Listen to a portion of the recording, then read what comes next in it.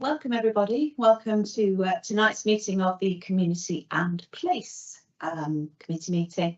And I'd like to welcome some members of the public. And I understand we've got representatives here from Whitmore Allotments. Hello. We'll have to peel around the post. And Trish, and welcome to Sam, also about the Chew Valley Board.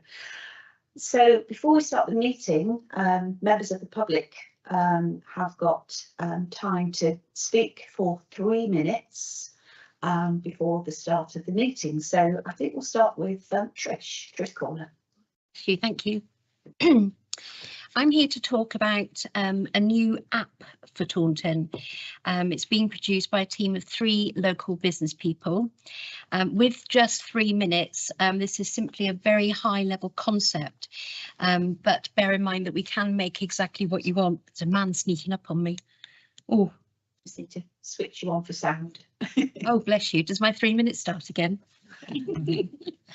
Just to reiterate, we are a team of 3 local business people, and this is a pretty high level. There is a presentation, it's not showing on the screens at the moment, but basically this is going to be not just an app.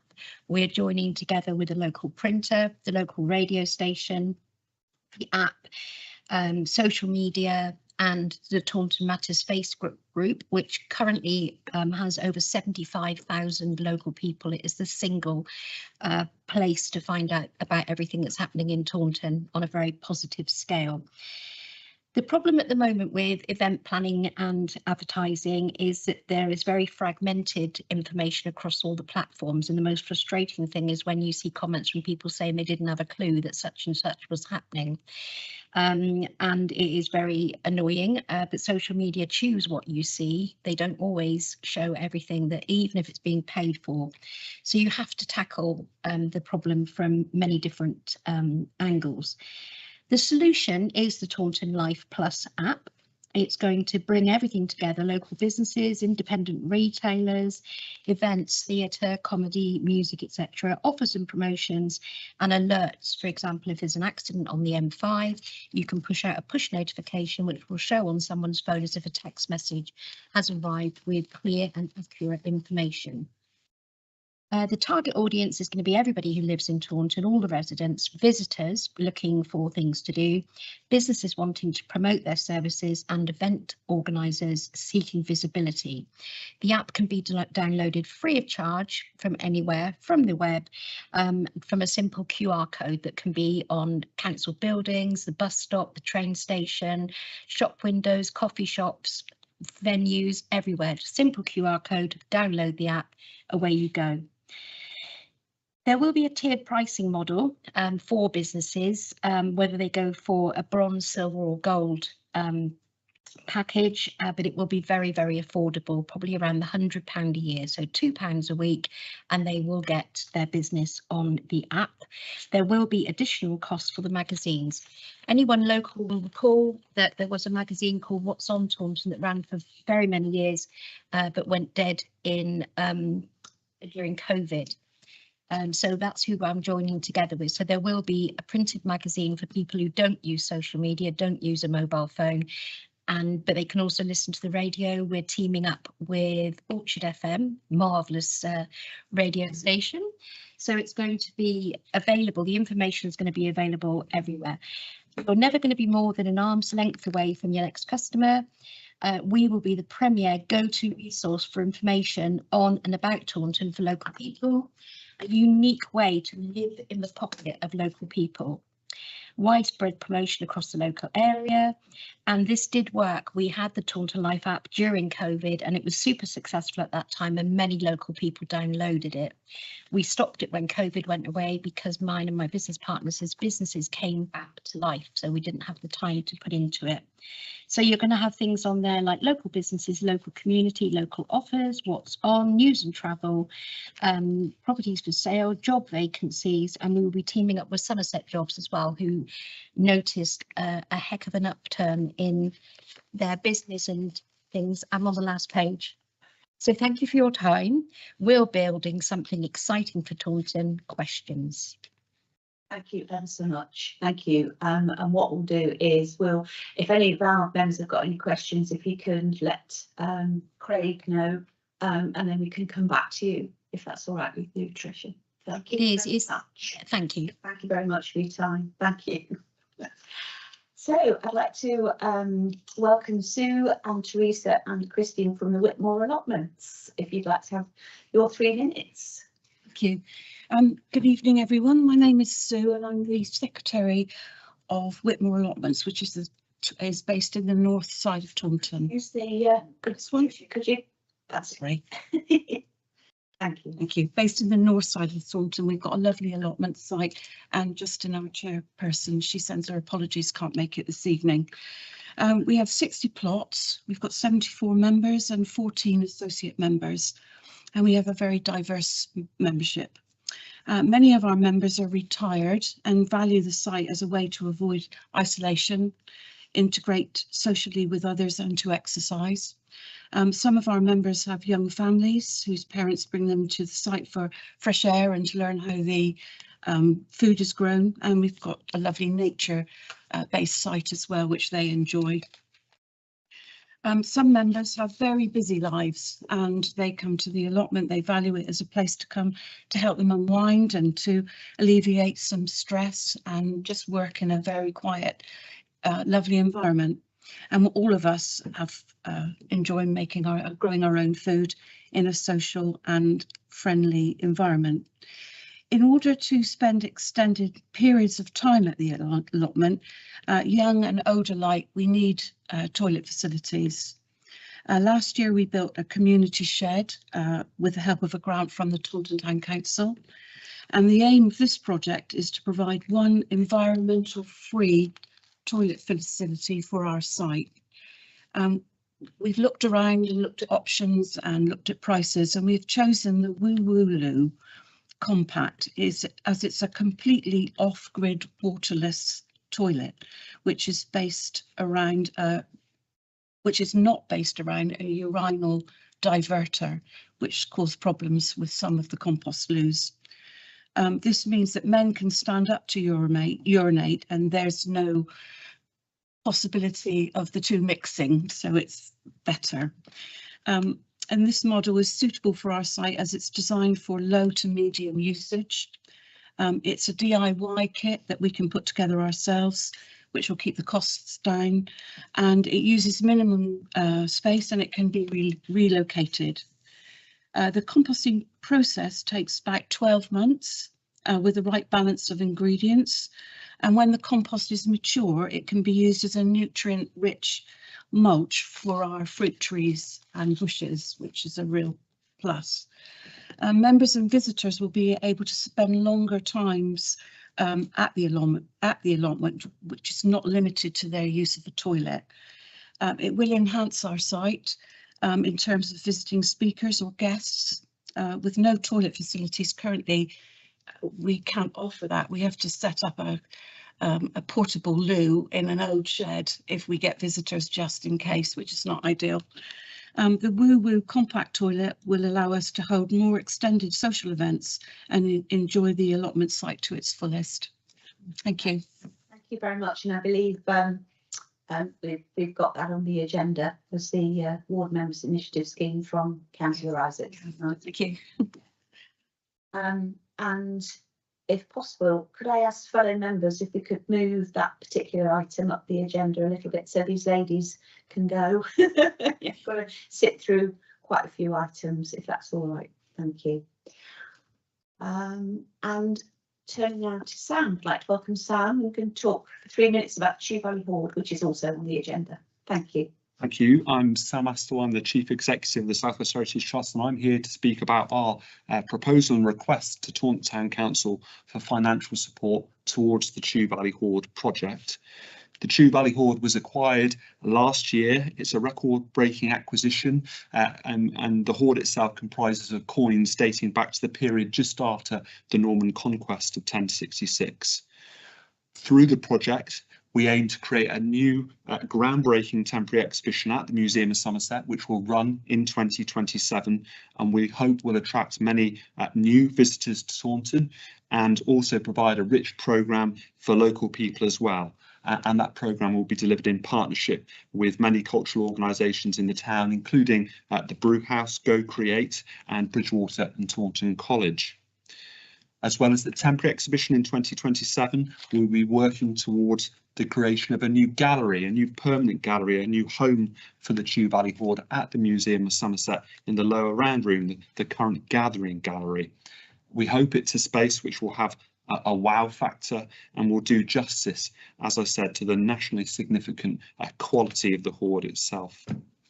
As well as an investment in interpretation and experiences, we will also be creating a new welcome space and shop at the Museum of Somerset, work which will contribute towards the long-term financial sustainability of the site. Match funding from Taunton Town Council would be a significant symbol of local support for the project and would be a signal to other funders, including the National Lottery Heritage Fund, of credible support for what is an ambitious project. There will be many benefits to the town and to the population, to health and well-being, to education as well.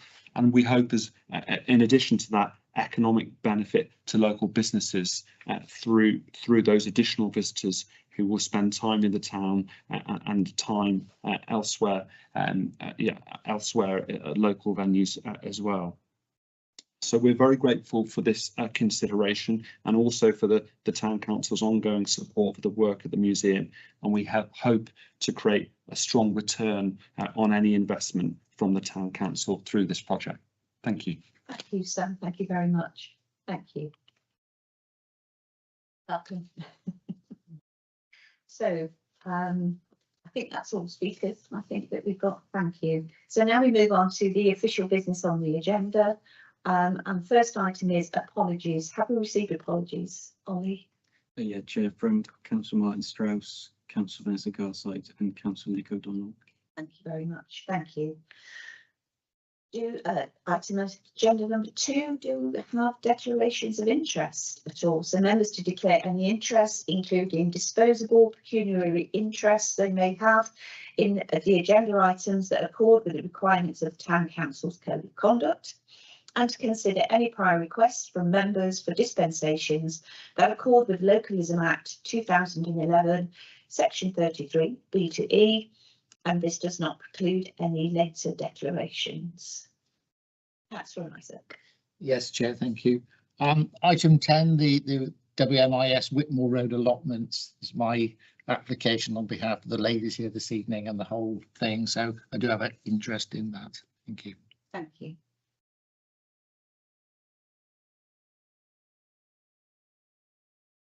That's really. Well, obviously, I'm putting forward my next ward member initiative scheme bid for funding for improvements at Coach. Obviously, that's in my patch, and I do frequent Coach. In fact, I have delivered free activities as part of a Friends of French Weir event at whenever it was. Can't remember. It was jolly good fun. Thank you. Yeah, that's fine. Thank you.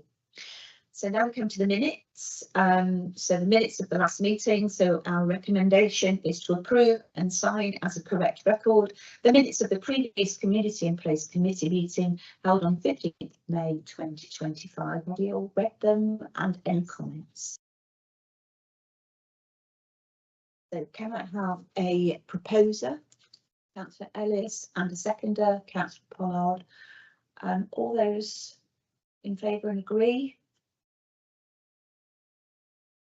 Thank you very much. I'll sign those later. So next item is the forward plan.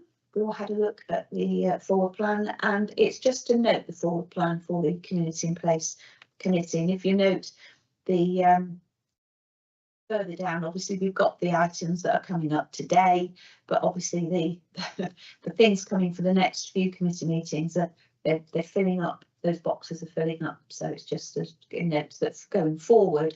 These are the things that the Community in Place Committee are actually the team are working on at the moment. Any questions?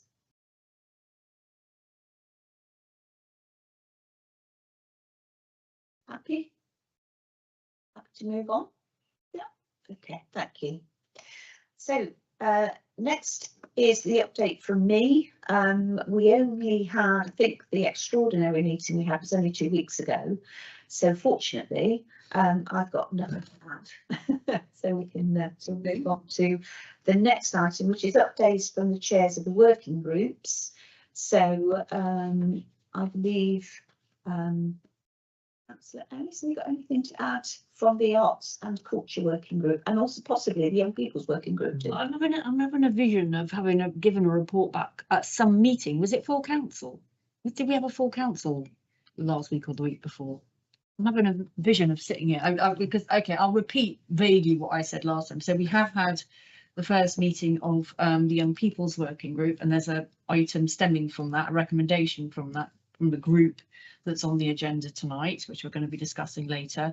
Yeah, so at that meeting we discussed the terms and agreed the terms of reference. We wanted a bit of an expansion to cover youth engagement, and there was an action point from the meeting as well to action which officers will be taking forward the demands of young people in relation to the bypass at, where's that place called? Victoria Park, or Yeah, the link. the underpass, because they asked for some CCTV and a mirror because they feel unsafe there. So we thought this was something that we should actually, when young people have actually bothered to come together and to express their views and make specific recommendations, and I think they were very well received by local councillors. Not, I wasn't there, but it was, I think it was Frederica, Tom, Nick.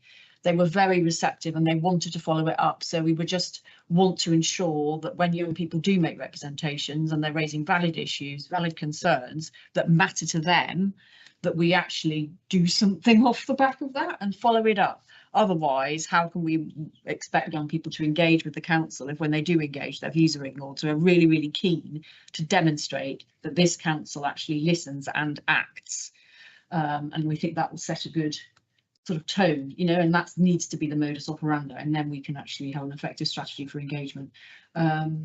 Then we had a really good meeting of the Climate and Ecological Action Working Group. Again, there's recommendations from that group on the agenda tonight, so I won't say too much about that, but it was just a great opportunity for people to from all the different great environmental groups working on the ground in Taunton to discuss with councillors and with Jordan, our amazing climate officer, all the incredible projects that are now underway, and get feedback and input. So that's going to be, we have future dates for that. And the arts and culture one, I have to get really back up and running again. It's quite, yes, time consuming. There we go. Thank you, Councillor Ennis. That's wonderful. Is there anyone here that's on the hospitality, tourism and leisure working group? Fine, it's just if there was, then just quick, so we can do the check-in at the next one. Okay, thank you. So welcome to our local police team. If you would like to give us a verbal update. Was there any questions? Did we submit or not there with? I had no questions from the councillors. So do you want to give us a quick verbal update, and then we can, and then Councillor Ellis can ask quickly. I've probably got one as well, so thank you. So sorry, apologies for the lateness this evening as well. So first off, but really nice to be here. We've obviously emerging into our very busy season. It's been busy already. We've seen an increase in antisocial behaviour in some of our areas that you would expect. So Frenchweir Park, for example, has been on our radar with patrol plans. The town centre with our neighbourhood policing guarantee is coming into force, so we'll be providing much more reassurance and visibility in the town centre, which moves on really from our piece of work that we've been doing leading up to Christmas and beyond, so tackling thefts, shoplifting, etc., and our most sort of most prolific offenders really when it comes to shop theft in the town centre. So there's lots going on, lots to keep us busy. I know, Craig, you did ask a question about the Spinney in Golmington, so do have a bit of an update with regards to that. I think again ASB related. So we've had one phone call regarding that, which we have spoken with, the beat team have spoken with the complainants around that and given some advice. We are now aware that it might be an area of causing some concern, but our understanding was that it's an open space with some sort of tree swings, is that right? That have been in place for many years, I believe, and families come and go, and I think children have come and gone, and now that there's a new group using that particular area. So relevant advice has been given to the informant. We've only had the one call, so I would just encourage anybody that's experiencing difficulties to make sure that they report it, because perhaps we're not getting that complete overview of what the issues are there. And I do believe the complainant was going to speak with the council and maybe look at perhaps removing the swings if so be it, etc. But certainly around the antisocial behaviour, we have some advice in relation to that. So I would encourage more reporting if that's the case. Thank you. Yeah, so lots going on, lots keeping us busy, but obviously I'm here to answer any questions that anybody might have for me. Thank you. And just on the spinning, that falls into my ward, and it was actually sort of I suggested and had a chat with, email with them to say log any events to make sure that they can actually feed in, because as you said, unless you know, you can't do anything. And I believe Marcus has had a chat with them about different ideas about what they can do to mitigate some of it as well, especially with the equipment and things. So it's an ongoing piece of work with that, but sort of thank you very much. Any questions? Councillor Ellis. Hi, thanks so much for being here. So two issues really. One relates, I guess this is relevant for the more visibility in the town centre issue, because I think in this residents have been raising with me pedestrians, particularly people with reduced mobility, about how unsafe they feel on the street, on pavements, when they have cyclists on the pavements going at quite high speeds, also people riding scooters that they shouldn't be, because you're not meant to, are you? So this is becoming a big concern sort of locally, and I believe in the past you've had kind of, when you've had like targeted stuff in the town centre, especially, that you have been on the lookout for sort of, if you see somebody, like stop them and say, do you realise you're not meant to be doing this, and blah blah blah. So I just like some reassurance that it's on your radar and agenda, and to ask whether there's going to be more patrols over the silly season, whether they can particularly be aware of and vigilant as to that, because it does call it, you can imagine somebody who doesn't get out that much, when they do get out, if they're just nearly mown down, it can be very, very frightening and discouraging. So I just like some reassurance on that. I also think we need to think about what we can do about that with our community safety hats on. I don't know. I know the street marshal is meant to be helping businesses, but are they, if we need to make sure it's on there, so we're going to have two on their radar as well, because it just prevents certain people from actually being able to get out and about and feel safe, doesn't it? So that's first issue. And the second issue, is I'm pleased to see hear French Weirs on the radar, because it is the silly season, and we have, it's lovely. I mean, French Weir is like the sort of Costa del French Weir, and it's fab to see all these, different groups, all different ages, having fun in the park, having a picnic, whatnot, doodah. Occasionally it might get a little out of hand. And it's the threatening behaviour and then the damage to things that is the issue. And so people were beginning to ask. We haven't seen regular patrols recently, so if you just give me an indication of the kind of level of patrolling, because it's when it's warm and it's of an evening, because they've got the river and then people will gravitate to the river, which is great as long as they aren't idiots. Yeah, no, absolutely, Councillor Ellis. French Weir is on our patrol plan anyway, because as you said, there's lots of groups that use it, lots of dog walkers, and actually it's a really good engagement opportunity for us as well. We've had fluctuating staff, as you all know, within the policing team recently, so that does limit us, and we are data driven as to where we do then have to spend our time in our patrols. But any downtime, we absolutely spend them in our parks, up at Rivalry Park as well, because it's a great place to be seen and to be able to have that opportunity to chat to people. There have been a couple of incidences with young people. We're really lucky to have a really great relationship with the Castle School and with some of the other businesses in and around the area. So Tesco previously, we've had some really good engagement with the managers there to ensure that we're all talking on the same page and making sure that we're reporting the right way and taking that advice. So it's business as usual really for us, Councillor Ellis, to be fair with French Weir. So we will continue doing that throughout the summer, and it's definitely within our patrol plan. And what about the in the town? Well, in the town centre. I mean the sort of broader sense of the town centre about the cycling on pavements. Yeah. Can you tell me about that? Cycling on pavements and scooters hasn't really been top of our reports, if I'm honest. We did go through a period of time where they were. Avon and Somerset, actually, Constabulary have just given PCSOs new powers for seizing e-scooters. So we're due to have some training on that, and when we have that, that will become in force. So that's something that we haven't had previously.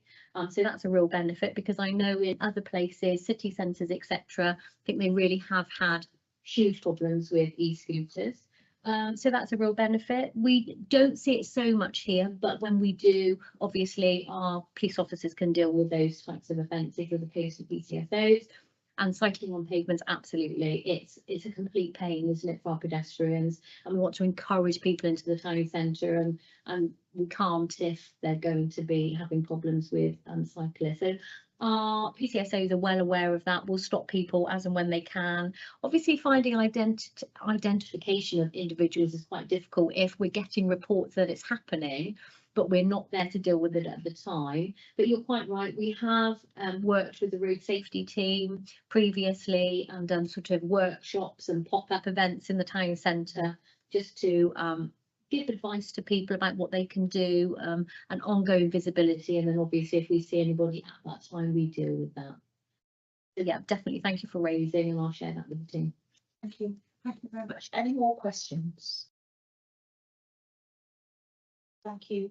So yeah, yes, Councillor Tully. Thank you, Chair. I'm sorry about this, but I was at another organisation this afternoon, and we brought up about me being here tonight. One of the questions they asked, when are they getting more patrols? They were promised that there'll be at least 2 walking patrols in the town centre daily. That seems to have gone by the book. And when a police officer is going to start looking like police officers, you're very smart, but some of them they don't look the part. A lot of people I deal with this afternoon are elderly. They want to see the old-fashioned policing come back. Thank you. Thank you. Thank you, Councillor Tully. That's interesting observations, and I will share that. Obviously, our policing force is made up with lots of different departments. So I represent the neighbourhood policing team. We also have our response team. We also have officers that come and join us on our dedicated antisocial behaviour patrols, which enhances the extra patrols in and around the town centre. So I can only talk for the neighbourhood team, and I would hope that my team would be smart when they're out and patrolling, but I will pass that on to all of the supervisors to make sure that they're aware that that's an observation. So again, patrolling in the town centre is daily business. It's part of the neighbourhood policing guarantee that has come in from the government anyway, but that is what we do, is as and when we can, we're in the town centre, and we've certainly had a dedicated amount of time pre-Christmas and after Christmas dealing with our shoplifters and etc. That obviously takes us then away from the town centre when we're doing all of the things that we need to do to report and record and send to court, etc. But yeah, hopefully people will see our PCSOs, people will see our police officers, and that is going to be a continued trend throughout the summer and beyond. Yes, Councillor. Thank you. I used to own Monckton Heathfield stores, and when I first came down to Taunton, that was over 20 years ago, we had a beat officer who had time to talk to the children from the primary school, time to talk to the children from the secondary school. Unfortunately, somebody had made him look at his made him like a sergeant, so he disappeared. That's what people are looking for, that kind of officer who can have time to go and talk to people. Elderly people especially need that. Thank you. Sorry, Chair. Yeah, thank you, Councillor. Yeah, then thank you for that very much. Plenty to take away. Absolutely. My list is very long, but it's very useful. So no, thank you for raising all of those observations. I'll share that with the wider team. Yeah, and thank you for your time today as well. I know it's precious, and thank you for that. Excuse myself then if I'm all right. Thank you. Thank you.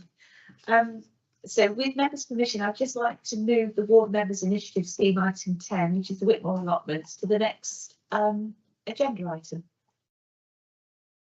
Okay, thank you.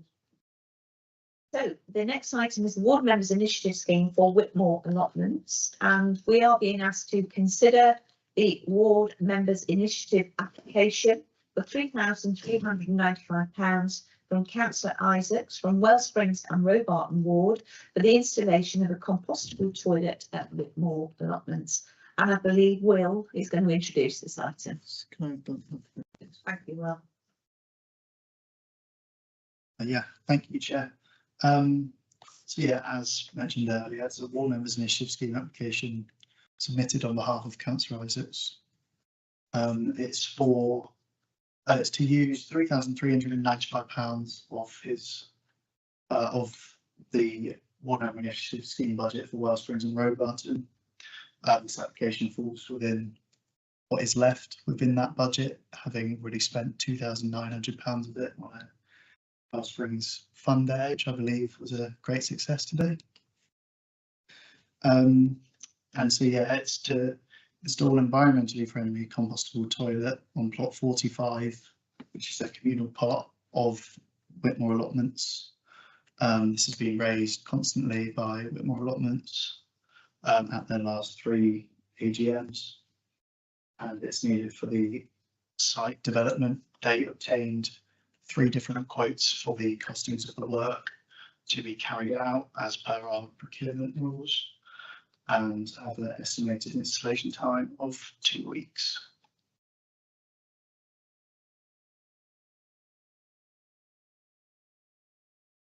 Any questions? Sorry. Thank you. I'm sorry. I'm just struggling a bit at the moment. My iPad's not playing ball and I can't load.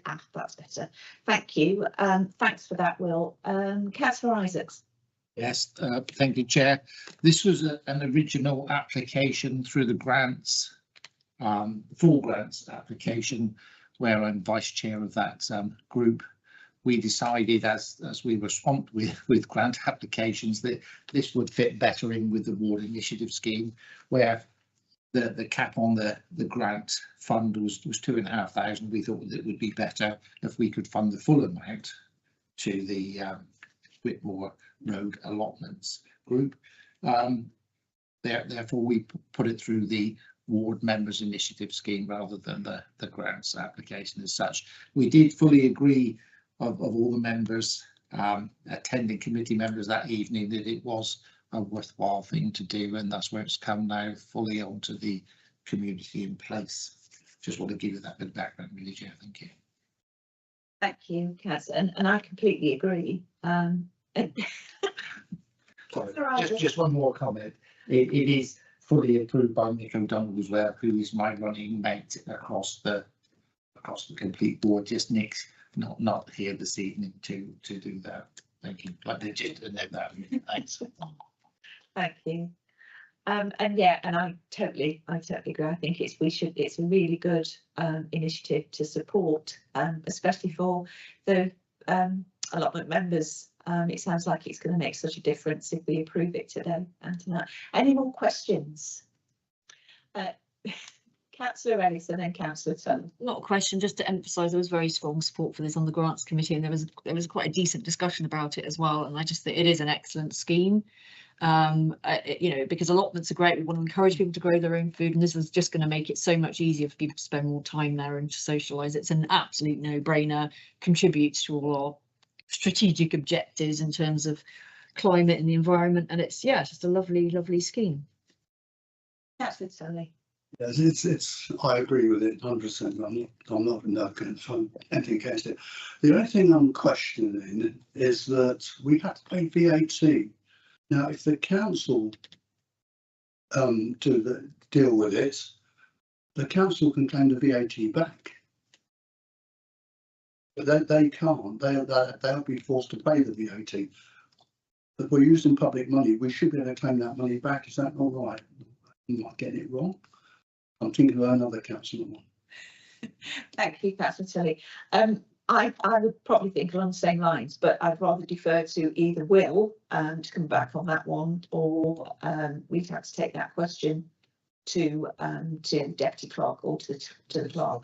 Will, do you have an idea? So the council is VAT exempt, so should we do it, we would have to. However, as it is a award to the organisation, it would be the organisation buying it. And that's why Whitmore allotments would not be VAT exempt. I don't see how we can do it without awarding them the funding. So I don't think we can award them physical items. Okay. Thank you, Will. Thank you. Councillor Ellis. Yeah, I mean, say we were to do it, there would be additional, maybe hidden, but there would be additional costs for us taking it on. So actually they're proposing to do it all themselves. They've done all the legwork, all the research, they're going to install it themselves. So I just think it's a no-brainer. Councillor Pollard. Wanted to express that it seems like a really good project and I support it as well. Thank you. So I think in view of that, it's time to take a vote. So just to remind you, we're considering the application for £3,395 from Councillor Isaac in response to the Warm Members Initiative Scheme for compostable toilet Whitmore allotments. Can I have a proposer, please? Pollard and a seconder, Councillor Ellis, and all those in favour? Unanimous. Thank you very much. Thank you. Thank you. We'd really, Thank you. would be really pleased. And if you want to come and see it in action, you know. Not quite sure if there's many of this type of move installed anywhere else, so it's quite new and good. Thank you very much. You're more than welcome to stay ladies if you like, but I quite understand if you want to go. Thank you very much for joining us. Thank you. Thank you. Thank you, Councillor Ivans, for what you've done. I will pop up. Okay. Thank you. So back into the normal running order. So we now move to item. Wait, what we have? Yeah, it's gone the numbering, but it's Chew Valley Board. So we're being asked to consider the agenda request from Councillor Ellis in relation to the Chew Valley Board and any associated action required. Steve? Yeah, thank you. Thank you, Chair. Yeah, I'll just run through the report, and I know the agenda request was submitted by Councillor Ayres, so there'll be an opportunity for Councillor Ayres to just add some meat to the bones, I guess. So just to provide some background information in addition to what Sam Astle has already provided to the committee this evening. So the Chew Valley Board is a unique and strategically significant collection of national importance, and I think it's believed to be valued at about £4.3 million. It's currently housed at the British Museum and scheduled to be relocated in Taunton in 2027. My report, just a slight amendment there, it says 2026. This move represents a major cultural milestone for the town, enhancing its cultural offering and contributing significantly to the local economy. The Museum of Somerset is a vital cultural, educational and economic asset to Taunton, who is leading this initiative. And it's important to note that the museum to date has received a couple of grants from Taunton Town Council that totals £60,000. The Museum of Somerset is working with various other grant providers in order to develop a dedicated exhibition space for the hoard. The financial requests to help for securing the hoard currently falls to Taunton Town Council, with no contribution that we're aware of at the moment from neighbouring town or parish councils. The Museum of Somerset should also consider encouraging other councils across Somerset to contributing to this important acquisition. It is important to note that this funding request today does fall outside of the council's agreed grant scheme, and if approved would set a precedent for other future funding decisions. In terms of the financial and resource implications, within EMR 325, which was a cultural reserve, currently have £45,000, which could be considered as part of this decision this evening. This fund was unspent cultural development money from 24-25. If approved, this report would be taken to full council in June to utilise the funds from the EMR 325 to support the acquisition of the Chew Valley Hoard in the Museum of Somerset, Taunton. Thank you. Thank you, Craig. Thank you very much. Any questions? Councillor Pond. So has this already been like agreed by British Museum then? So trying to figure out what I'm trying to ask. Has it been, have they said that they would give it to the museum then? And also is that like on a temporary basis, or would that be for however long? Thank you. Councillor Ellis, would you like to respond? Yeah, no, I'll just explain some of the back history. So the Chew Valley Hoard was discovered by treasure hunters, literally, but by law they have to notify the authorities. They can't just hang on to the treasure themselves. So they did that. I think this was 2019. I think it was just pre-COVID actually. Anyway, it was then determined that the value of it was 4.3 million, and it was the Southwest Heritage Trust that bought it basically, that acquired the hoard. So it belongs to the Southwest Somerset Council / the Southwest Heritage Trust. So it's ours in effect, it's ours, but it's at the British Museum currently. So because it's national importance, and that's where it's sort of they're looking after it for now. But it belongs here, and its permanent home will be Taunton. So once it comes back home, it's not going off.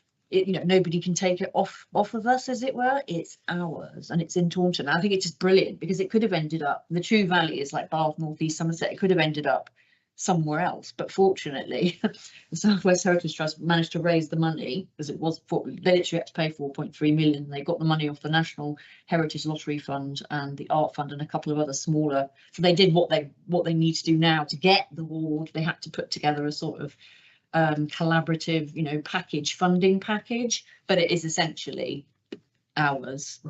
So it will leave the British Museum, and it's going to go to Bath for a bit, and then it's coming back home, and that will be spring 2027. But meanwhile, there's a lot of work that has to be done the rest of this year and next year to gear up for it, because it is an incredibly big deal. 2027 is also the 1000th anniversary of the birth of Guillaume le Conquérant. This is a very big deal. Internationally, there's all sorts of people across the world gearing up to sort of mark this anniversary. So it's not just that the Chew Valley Hoard is like of major national significance because it's this massive coin hoard from this very significant point in our history. It's also that everything is kind of coming together to sort of shine a real light on this. There's also a big 8-part drama, which I think might be coming to the BBC first, starring James Norton as Harold of Wessex, King Harold, which looks absolutely awesome. I had a little Google earlier, so that will be hitting our screen. So it's going to be a whole big thing. So our hall will end up back at home in Taunton, which will be its permanent home, and there's going to be a heck of a lot of interest in it. There would be anyway, but especially around 2027, when it is the Le Millénaire de Guillaume le Conquérant, everybody's going to be wanting to come to Taunton to see it. And in the past, when we've had amazing new exhibits like the Alfred Jaw at the Museum of Somerset, there I remember queuing. There were queues around the block. It was difficult to manage that extra influx of visitors. So the museum basically has to kind of sort of semi-reinvent itself a bit to cope with what we know and hope. But I think we can be fairly sure will be vastly increased visitor numbers. The visitor numbers at the moment are about 100,000 people a year. It's very well used by residents, but it's also Taunton's top tourist attraction. If you look at all the reviews on TripAdvisor, it is already a big draw, the Museum of Somerset. But this is going to sort of take it onto another level because of the national significance of the hoard and its international significance as well.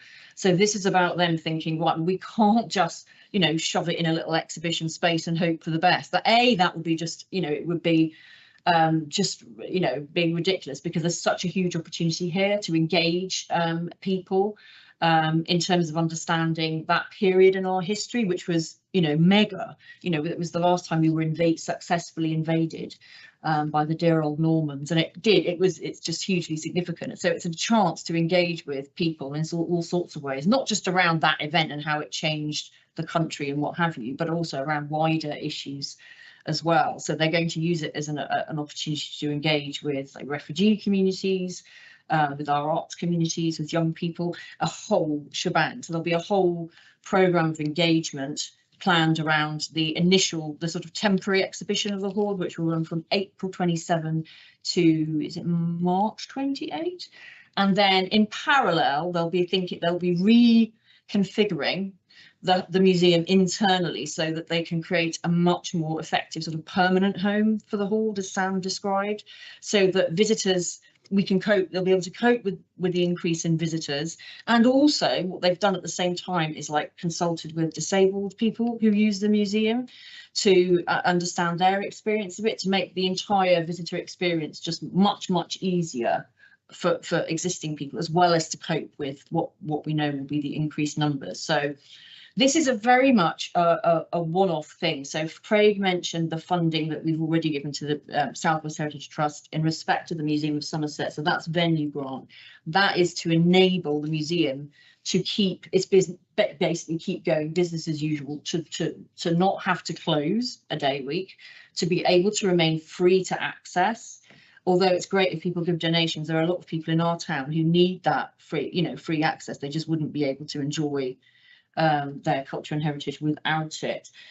So we have done that, but that's to sort of maintain our museum where it is now. This is a one-off thing, so that this is asking for, well, we may only have 45k, but ideally £50,000 in. I see it as very much an investment. So it's basically they're trying to put together a funding package. The National Heritage Lottery Fund is the body that has the big bucks. They are the sort of big investors. So they have already said you have to get their interest in order to put an application in. So they've kind of crossed the first hurdle, as I understand it. Sam's nodding, good.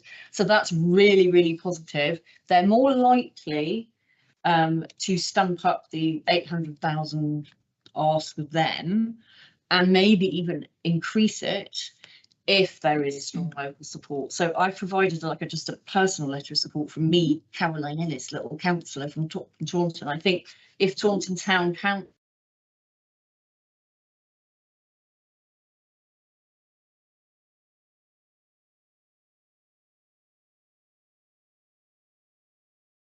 Council investing to that degree, I think that will hopefully ensure them success. They're also applying to a number of other funds, heritage funds, local organisations like the Somerset Archaeological Historical Society, and also we've looked at the neighbouring parishes around Taunton and ascertained that it's definitely worth them putting in bids to them as well. It won't be nearly as much as we could look at because they don't have the budgets. Also, it's in our town council area and surrounding parishes. We can argue, while it's not in your area, people from your area will be coming into Taunton, will benefit because there'll be more jobs, there'll be business will do better, so it will benefit you. Also, your residents will be likely to be visiting the museum a lot. So there is an ask going around to the surrounding parishes, including Westmonton, Bishop's Hull, Cheddar Troll, Bishop's Lydiard, Norton, and all of those, and then working our way out. Some town councils like Bridgewater already support the Brick and Tile Museum, so that's probably not going to be a waste of time. So it's not just Taunton that they're coming to, but it's an inevitable, inescapable fact that we are the drivers of supporting tourism and developing Taunton as a cultural destination. So this project really would put Taunton on the map, plus it would bring massive benefits from our residents educationally, culturally. So this is a one-off thing. So we invest and it levers in 1.45 million of investment into our town, essentially. Thank you. And your passion. Completely Councillor Isaacs. Yes, thank you, Chair, and I would agree that Caroline seems very passionate about this indeed, and thank you for that very comprehensive breakdown of it all. I see on the South West Heritage Trust papers that there are approaches to other organisations for anticipated amounts, it says there, which is about 220,000 in total. Is there any movement or anything that's been pledged more further on those?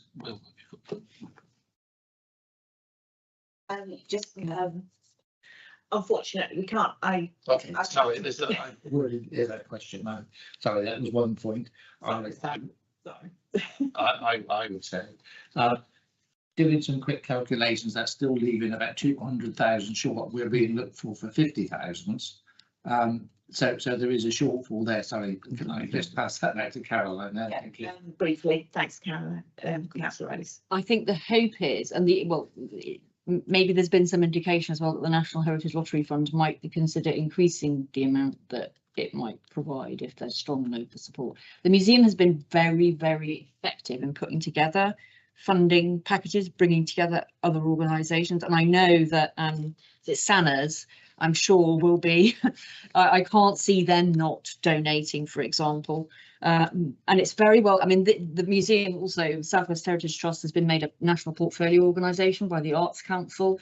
It's got a very, very strong reputation, and that's borne out for the quality of when they do their exhibitions and stuff. The curation on it is just brilliant, and so they've got a very strong reputation. So I'd be very surprised if they didn't get the majority of those. But also the point of what we're doing tonight is to increase the likelihood that the lovely National Heritage Lottery Fund, bless them, who are wonderful, might increase what they're prepared to put into it. Thank you. And just to recap, what we're actually asking to do this evening is just to consider the agenda request from Councillor Ellis in relation to that, because it will have to go up to full council. So obviously there's going to be further discussion at full council in June, and it may well be that at such time we'll have an updated report from the museum as to where things are in relation to funding and so on. So that sort of thing can actually be part of the report, and also that do we have to make that decision about that funding from EMR 325? Do we have to say yes, we support it, Ollie? I'd say you could take a recommendation to full council to utilise the funding from the EMR 325. Yeah, thank you. So yeah, so can I amend the so we've got members to consider the agenda request in relation to the tube and any associated action required. So with the, can we add the recommendation? Can we add an amendment to it to say that we utilise the funds from, or is it actually within that? I thought it was within that and the report, but I think it would be good to. I think it'd be good to confirm that we as a committee are, so we could amend. Do I need to take a vote to amend it? You could vote on this and then councillor could propose the recommendation to take this to full council. With that to utilise. Yeah, to utilise. Okay, yeah. So yes, Councillor Ellis, before we do that.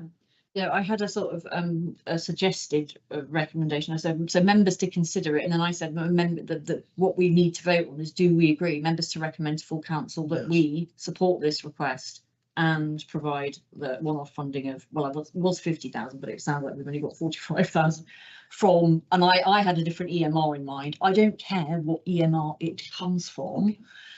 So I'm quite happy with that. So I think we need to recommend that full council supports it and that provides £45,000 of one-off funding to South West Heritage Trust / Museum of Somerset towards this project, utilising funds from whatever the EMR is. All right. So let's first take this. We'll do the first bit, which is members to consider the agenda request in relation to the Tube Valley Hall and any associated action required. So can I have a proposer for that one, Councillor Isaac? and a seconder. Councillor Pollard, thank you. And then turning now to Councillor Ellis with your recommendation, which is? Members to recommend to full council that Taunton Town Council supports this request in respect of the True Value Hoard and provides £45,000 of one-off funding to the South West Heritage Trust towards this project, utilising funds from EMR 325. Thank you. That's the proposal. Can I have a proposer? Councillor Isaac, so can I have a seconder? Councillor Pollard, and all those in favour. Thank you very much. Thank you. We got there. Next is Ward Members Initiative Scheme for the Coach Improvement, and I think Will is going to introduce this one too. Thank you, Will. Thank you very much, Chair. So yeah, this is a ward member initiative scheme application submitted by Councillor Ellis for funding towards infrastructure and outsourced space improvements to the Centre for Outdoor Activities and Communities Hub, also known as Coach. The application itself is for £2,275 from the ward member initiative scheme budget from North Town. The application itself was within the budget left within that, which is absolutely fine. So it's 4 items such as installing an outdoor shed for storage, metal cupboards, shelving units, tables, etc. In terms of community engagement, there's been lots of publicity on local Facebook groups and engagement that Council Ellis has done directly with residents whilst at Coach. It has a 5 to 6 month timeline when this is going to be started by, so going to start by the 1st to the 6th and finish on the 30th of November. And yeah, this will come. Yeah, in terms of the corporate plan implications, it hits the prosperous town as mentioned in our corporate plan by enhancing a key community hub for North Town as well as the whole of Taunton. It also meets sustainable environment goals by seeing additional planting to the outdoor space of Coach, enhancing the local ecosystems, and it engages communities by helping to optimise the full use of Coach as a community facility, helping more people to active the space for creative activities. Thank you very much, and any questions? Thank you, Will. Any questions about Councillor Ellis's WIMS application? No, we're all happy with information supplied and as well as outlined. So I think we could go straight to Councillor Ellis. No, I just must say something. Well, Will did a great job. I thought that was brilliant summary, actually. No, I think it is great that Coach is like really reaching out to the community. It used to be that it was, I mean, it was always meant to be a community hub as well as an outdoor activity centre, and it's always been an outdoor activity centre, but less so a community hub. So what the trustees have done is they've really reached out to the local community. They've done like leaflet drops, newsletter drops around the local neighbourhood. They've really engaged, and people didn't realise that this building, you could actually use the building for something other than kayaking or storing boats, and it is a great space. So they've been using the, you know, the riverbank for like preschool, forest school. They've got all different fitness classes going in there. A guy who's doing like group guitar lessons.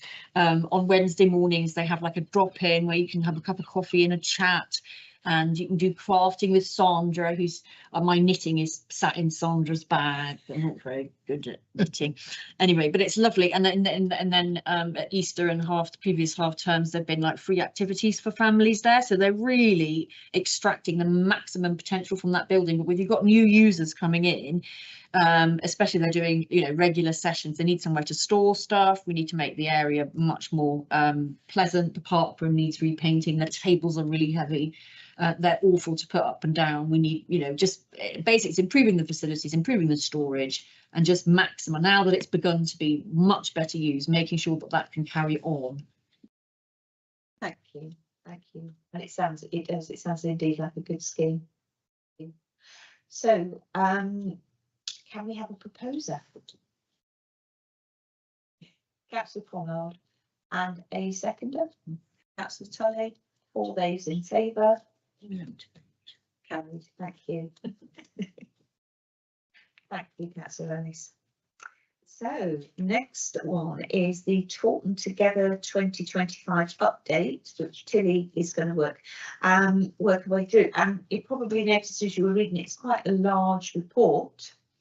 So what we're going to do is, just to make things easier for both ourselves and for Tilly, who's delivering this, we're going to take each recommendation, and then Tilly's going to read the report for that bit, and then so that we don't get lost from all those bits and pieces.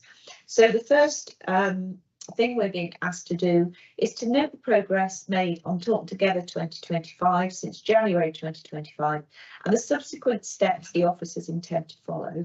Over to you, Tilly. Thank you, Chair. So I'll start by giving a bit of background on the event. So Taunton Town Council, in collaboration with cultural partners, is hosting Taunton Together 2025, a community celebration on Saturday, the 27th of September 2025. Building on last year's event, this year's theme is the River Tone, Community Connection. The event intends to run between 10 AM and 4 PM, and the event will feature performances, artists and stalls spread across key town centre locations.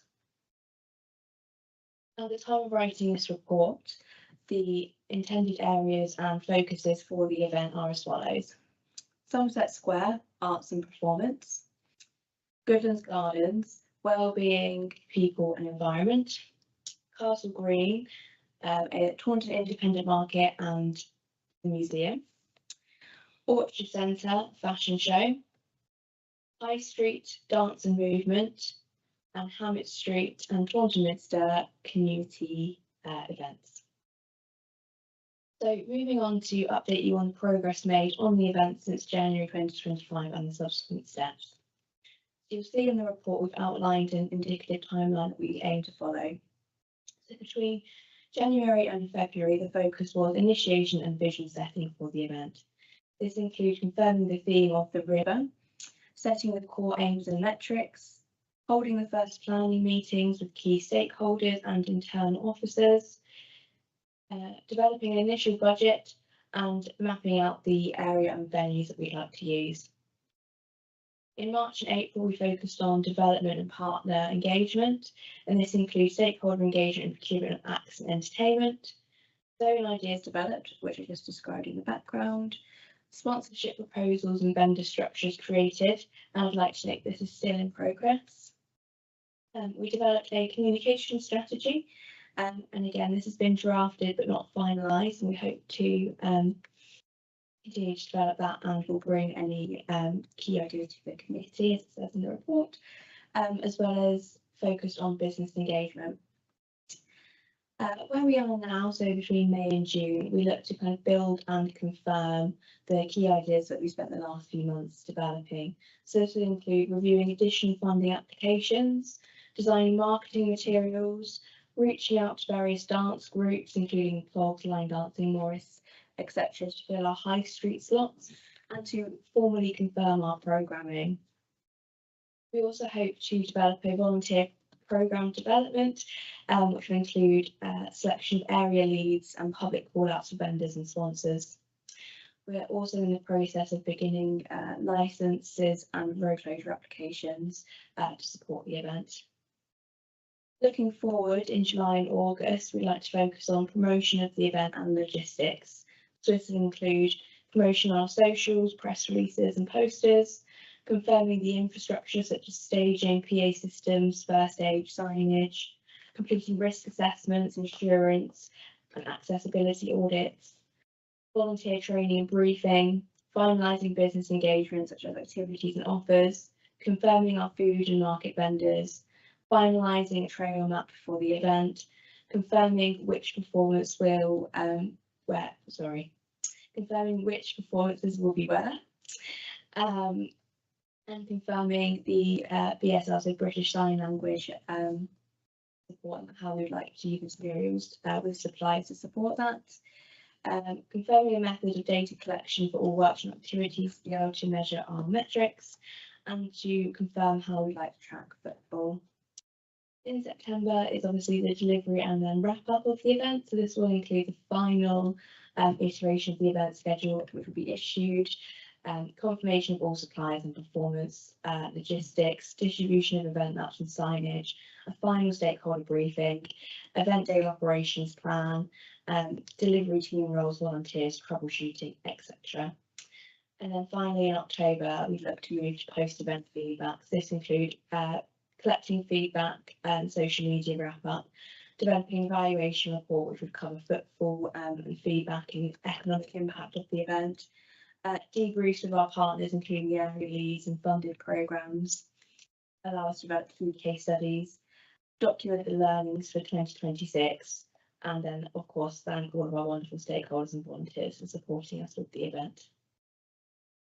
I'd also like to note in this section the budget that we're currently working with. So at the moment, although we have potential additional funding opportunities, we are working with an initial budget of £30,000, and the estimated breakdown for this is event infrastructure 5,050, operational costs 4,600, marketing and promotion 3,450, area programming including performances, acts, etc. 12,500, miscellaneous 4,400, but these are subject to change as the plans develop. Thank you. Thank you, Tilly. Has anyone got any questions for Tilly on that first part? No? Thank you very much. So let's move on. So the next part is that we are being asked to approve the selected performers, activities and partner organisations selected to take part in Taunton Together 25. Tilly. Thank you. Following the Taunton Together 2025 procurement process, successful applicants were confirmed at the end of March 2025. And I should note here that the applicants were contacted at this time. The application was launched on 18th of February 2025 via a digital form promoted through council channels including Facebook, X, LinkedIn, the Peacock Post and the council website, and direct mail to relevant businesses, local organisations.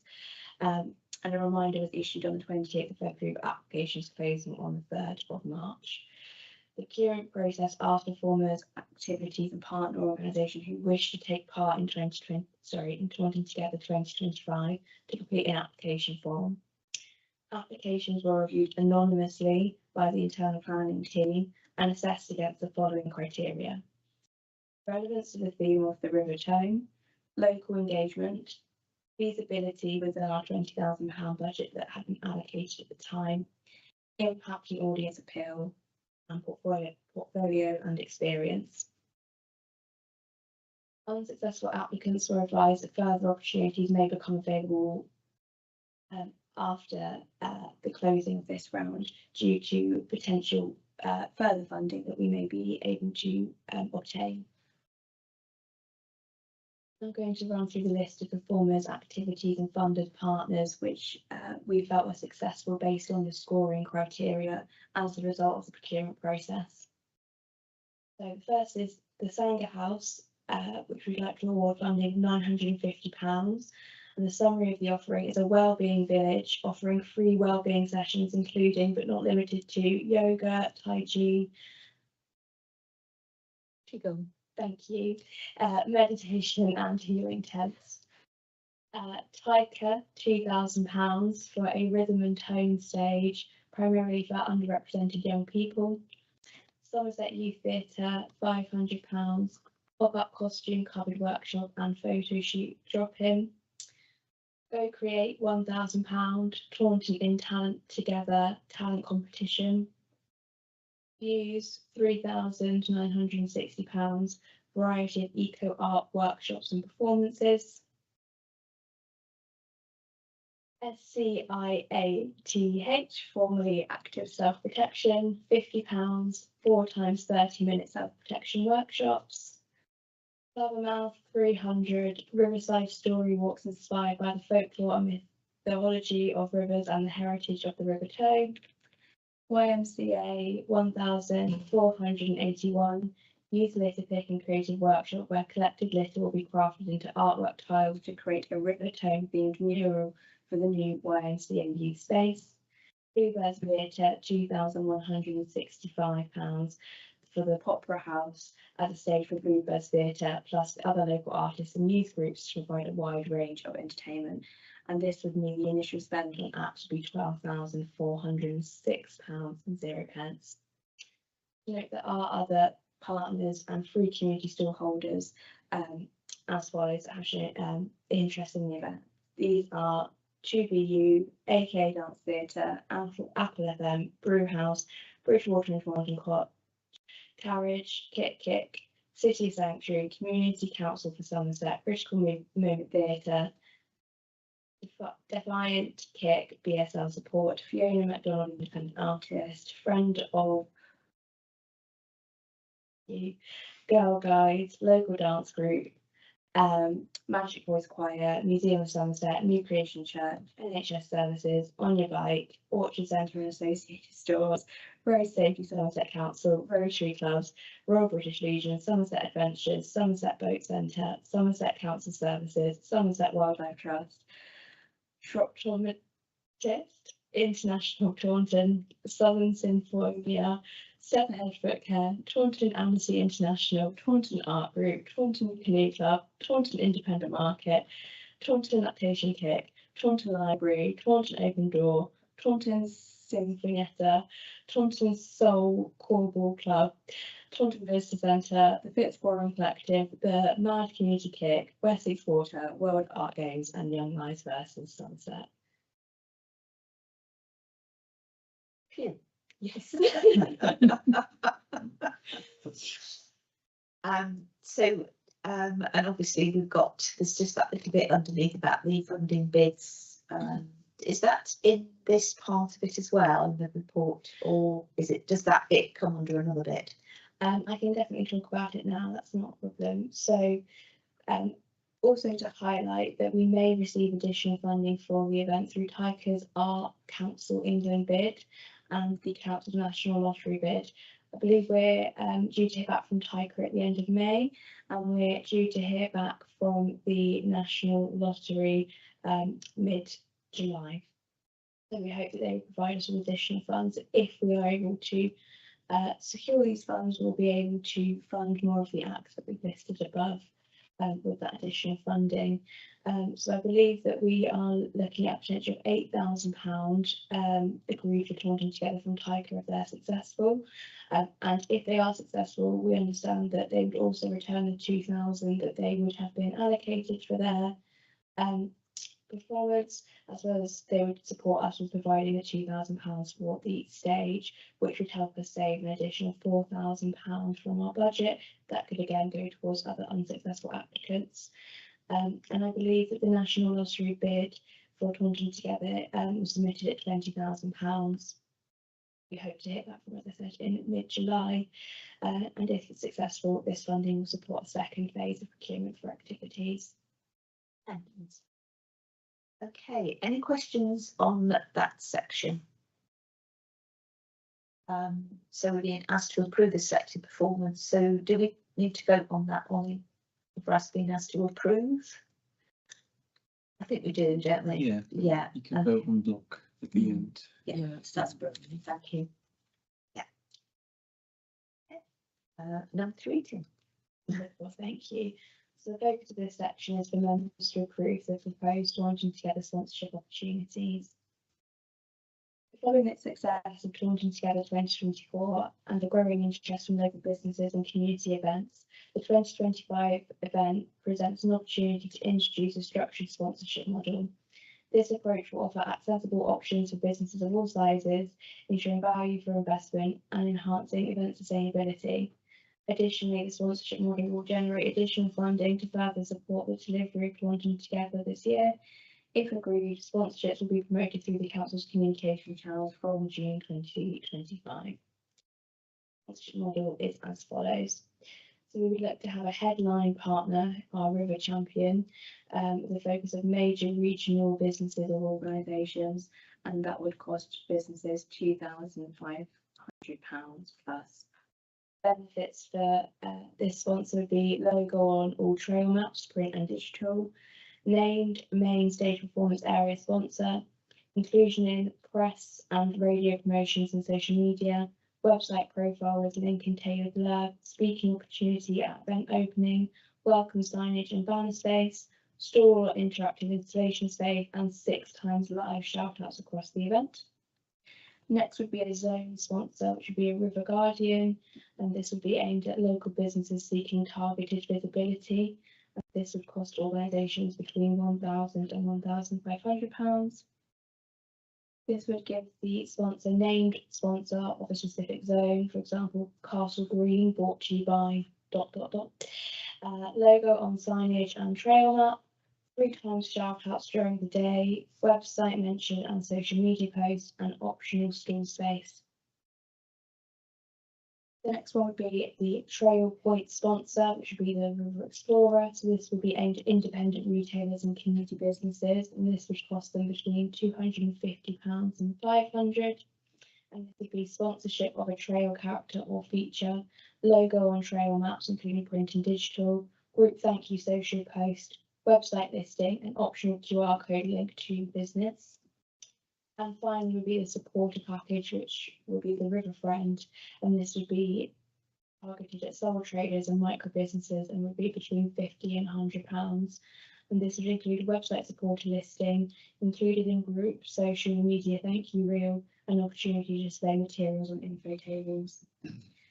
It's noted here for optional add-ons to further boost visibility. Sponsors could purchase digital trail map ad at an additional £100.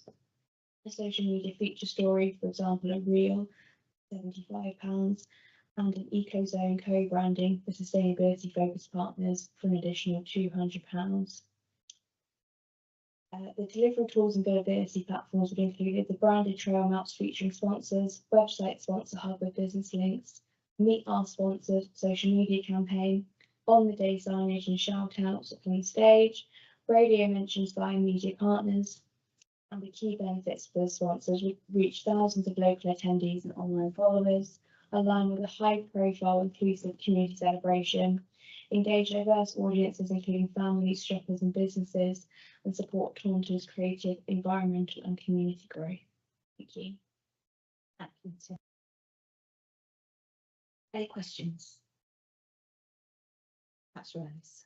Not really a question, because I think the report's very, very comprehensive and detailed, so we know exactly what's what. We know who's, been approved to provide what activities, and it's a real nice spread of activities. I can see people having a very, very enjoyable time of it, and I just really hope the Tiger bid is successful.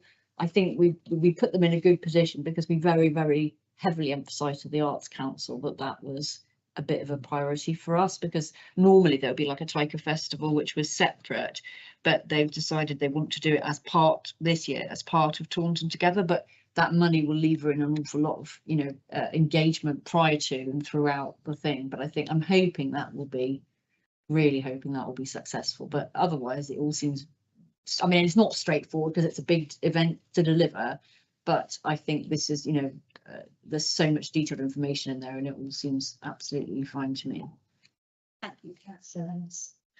Item 4 is members to approve the proposed reduced commercial rate for Taunton-based vendors at Taunton Together 25-2.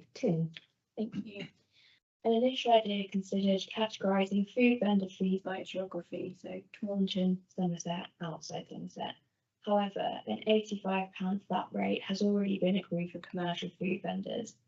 Following Taunton Together 25 planning meetings with stakeholders showing interest in being involved in the festival, a recommendation has emerged to support the local economy more directly by introducing a reduced rate for Taunton-based food vendors for Taunton Together 2025.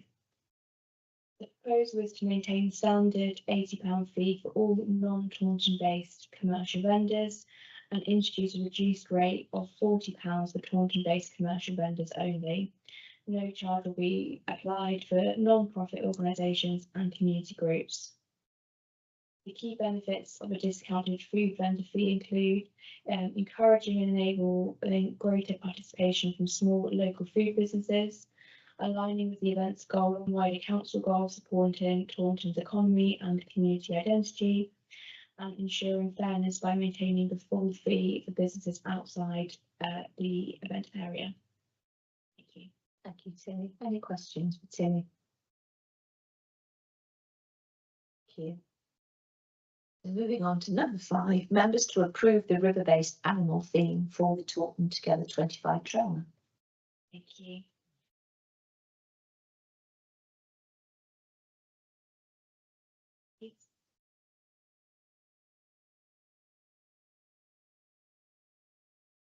So following discussions at Taunton Together 25 stakeholder events, there was strong support for a river-based animal trail map. The stakeholders helping to select animals that reflect their local environment and festival river theme. The trail map is intended as a family-friendly feature to boost engagement and commercial appeal, whilst also serving as a vital wayfinding tool to guide attendees across the town and encourage exploration of all festival zones, which addresses last year's feedback with the need for better navigation. A local art organisation which expressed interest in developing an art trail during phase 1 procurement is proposed to collaborate on developing the river-based animal trail map. Apologies, I lost it. On developing the river-based trail map. Although their original proposal exceeded our budget and was not selected, we'd look to develop a scaled-back version of this stakeholder to be delivered if funded through the Taunton Together event sponsorship. I would like to note that at this stage we have not included a full budget for the trail map within our current budget, but it is noted that should we be successful with the Tiger Arts Council England bid or the Council's National Lottery bid, we will be able to fund the trail map fully. The proposed river-based animals for the trail are swan, duck, fish, frog and otter. And the key benefits of the river-based animals trail map are those.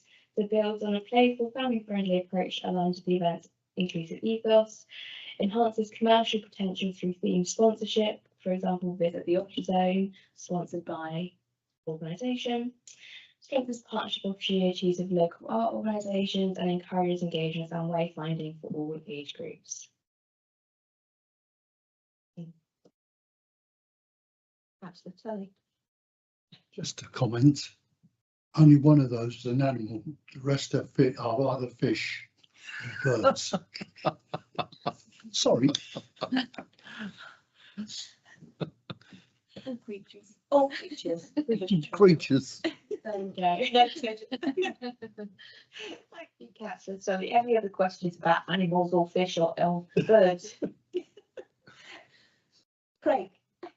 Yeah, thank you, Chair. I just wanted to just note the fact that since the departure of the former culture officer, just the work that's happened so far, the smooth transition between the new culture officer coming into post and picking up the roles and responsibilities, but also to Tilly being relatively new in her position. I think they've picked it up and have done a really good job.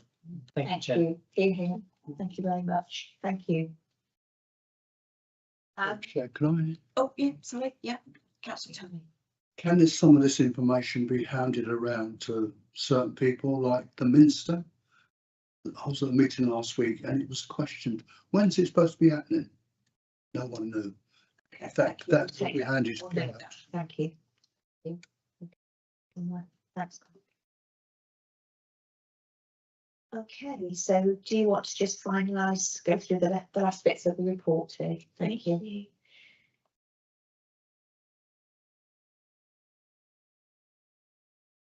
Okay, so I'll just finalise by going through the corporate plan implications, the climate ecological implications, the financial and resource implications and the risk assessment for this, and this will apply to all of the sections that we've discussed so far.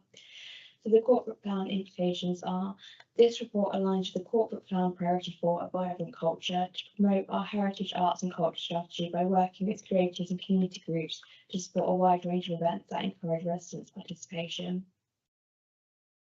The climate and ecological implications for this are as follows. Environmental impact was a key consideration in selecting performers and activities for Taunton Together 2025, with input from the Council's Climate Officer Jordan to ensure alignment with the Council's proposed climate strategy. Additionally, the trail map features illustrations of river creatures aimed to ensure that children are engaged and encourage exploration of key areas, fostering a connection between the local community and actual environment around the River Taunton. The financial resource implications.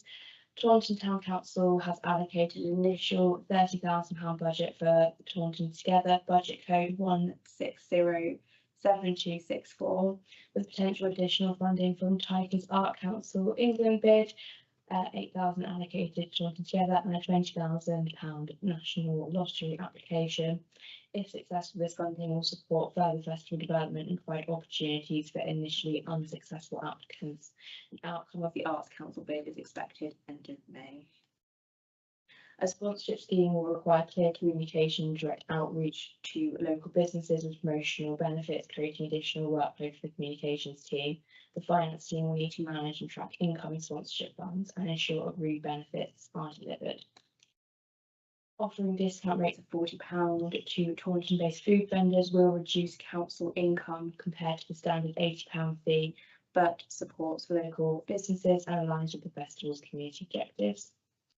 And finally, enhancements to the trail map, such as including creature characters, performers or installations to bring the river theme to life, will depend on available funding and volunteer support, which may impact the overall budget and resource planning outlined.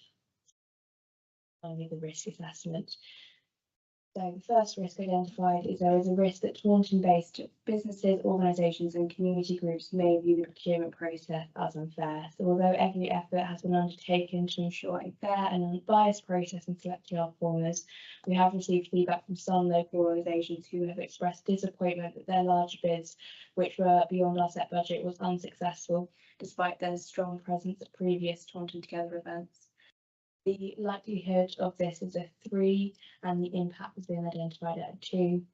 And the commentary here is that clear communication on our procurement process for performers and acts is essential, as well as clear communication about the council's expectations for the festival to cover art, heritage and local culture.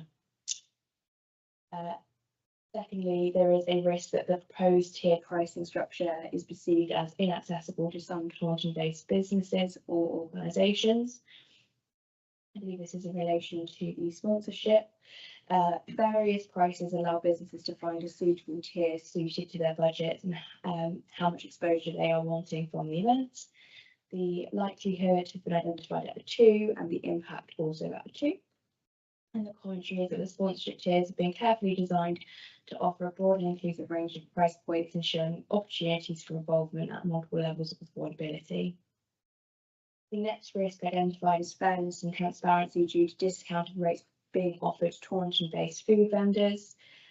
The detail here is that there is a risk that regular Taunton-based vendors who are not part of the festival will disagree with the reduced rate offered to participating vendors, whilst they are still being charged full price. Although they will be permitted to trade as usual during Taunton Together, they may also experience reduced sales due to the increased competition. The likelihood here is a 2 and the impact is a 3.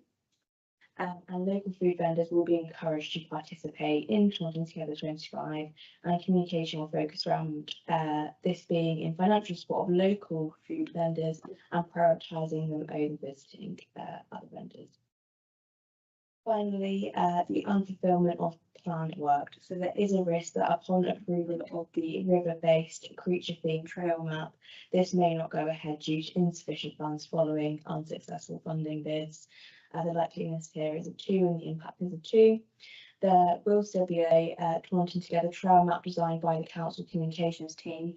However, as detailed, a bit unclear on the detail and how interactive this will be depending on the level of successful funding bids.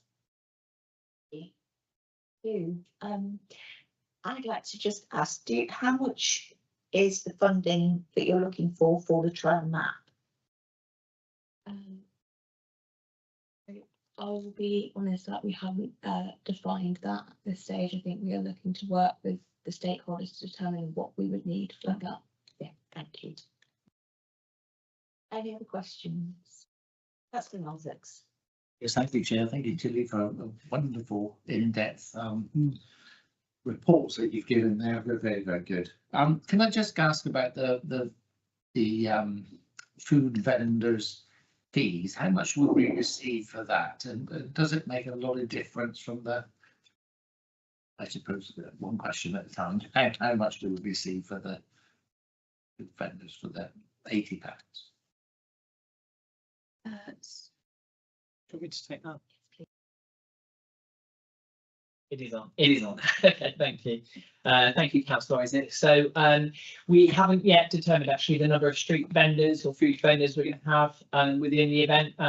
So we'll have pitches available, but we don't know whether the vendors that will be occupying them, whether they're local or not. But what I can confirm is that the cost for a street trading application is, I think, £52 for a day. So there will be a slight profit that gets made by selling these pitch fees as part of the event to help offset with the cost of running the event. Thank you, Craig. Thank you. So we've heard, fantastic, thank you, Tilly.